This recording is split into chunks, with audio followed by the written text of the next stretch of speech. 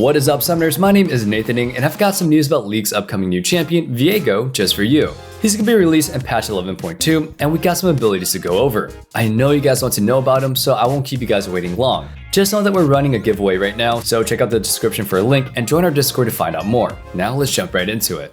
First, I'll quickly go over Viego's lore. Viego comes from royalty. His title as king isn't just for show, he was actually the second son of a king, but had no desire to be a ruler. When both his brother and the previous king, his father, passed away, he found himself with the crown but no desire to wear it. Instead, he fell in love and eventually married a woman named Isolde, a seamstress. Rich king meets poor girl. He fell in love and they poured all of his time and effort into her. His allies and people weren't happy with this as he wasn't exactly the best ruler. Needless to say, some individuals attempted to murder Viego, but unfortunately missed their mark and poisoned his wife, Isolde, instead. He did everything he could to save her, but unfortunately she passed away. Driven by madness, Viego searched for a way to bring her back to life and found it in the Blessed Isles where the water could heal any ailment.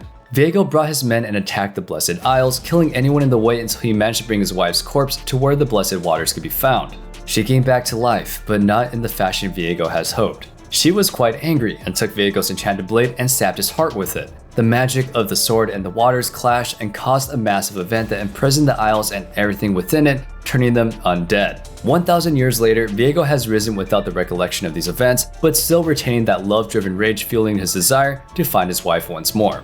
Quick question of the day though, which champion has the best lore and why? I am really digging this Viego one. I'm a sucker for romance, and as twisted as it could be, I find Viego's to be captivating. His wife was literally to die for. Let me know your answers in the comments down below, and now let's talk about his abilities.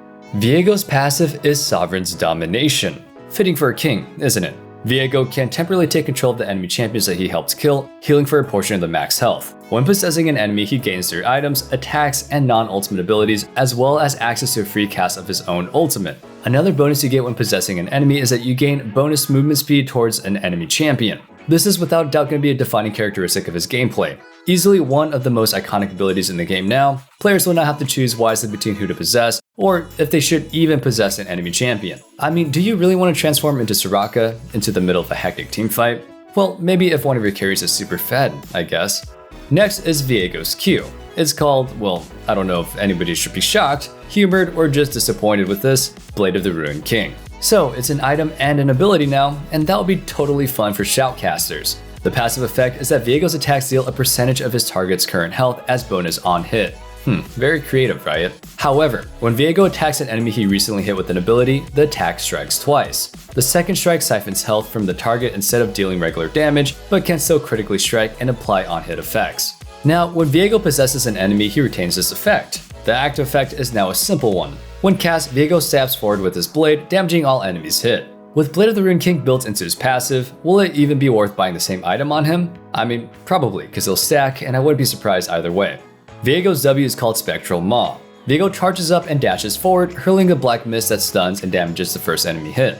As he charges, the stun duration and the mist range increases, but his damage and dash range do not. This is something important to note because it can almost feel wrong to not see the dash range increase after sitting still for so long. Viego's E is Harrowed Path. He spreads a wave of black mist around a nearby wall. While in the mist, Viego becomes camouflaged, gains attack speed, and gains movement speed as well. While this is a situational ability, this also creates some counterplay against Viego. If you're trying to avoid a disadvantageous fight, just stay away from the corners and stay in open spaces. When it comes to catching him, however, that's the first thing that will definitely get tricky, as Viego is going to have tons of maneuverability.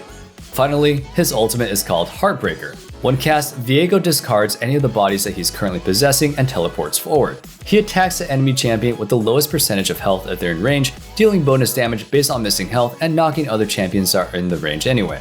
Quick question, can Silas steal this ability? Now put all these abilities together and you get a champion that personifies modern game design. Simple, effective, with a lot of room for skill expression, i.e. 200 years of game balancing. If you think about it, at the core of things, Viego has very little to work with. Hear me out. His Q allows him to lunge forward for damage, while his W is for crowd control. His E acts as his main utility. It's relatively simple, but there are some nuances to it. What will make a great Viego player is how well they utilize the camouflage as it adds depth to his gameplay. It will be the primary way Viego can outplay his opponents and will be also very crucial to win extended fights because of the bonuses he gains from the mist. If you can't pilot Viego with these barebone abilities, you won't get a chance to even utilize his passive. You need to play well enough with his primary abilities to score a takedown and access his passive and ultimate. That's where Viego's strength truly lies. Use your enemy's undead bodies against them. Once you do manage to possess a body, well, then I hope you know how to play that character. This is another way that Viego will really allow great players to shine. It's not just about Viego, but also being able to play other champions at an acceptable level as well. Even for a newer player, this whole concept is really cool. You get to use some simple base abilities and then switch over to another character for a hot second and do what you need to do. For an elite player, you'll need to think about which champion on the enemy team you need to possess based on the team fight. If your team is lacking in damage, you might want to all in and try to secure a takedown on enemy marksman so that you can maximize your DPS, or maybe you'll instead possess an enemy tank because that's unfortunately your only choice and have to make the best out of the situation. That'll be concluding this video about League's newest champion, Viego. Thank you all so much for watching, and I hope to see you in our next video. Consider hitting that sub button and stay notified with any new content such as this. My name is Nathan Ng, and until next time, as always, stay safe, stay healthy, and have a wonderful day. Peace.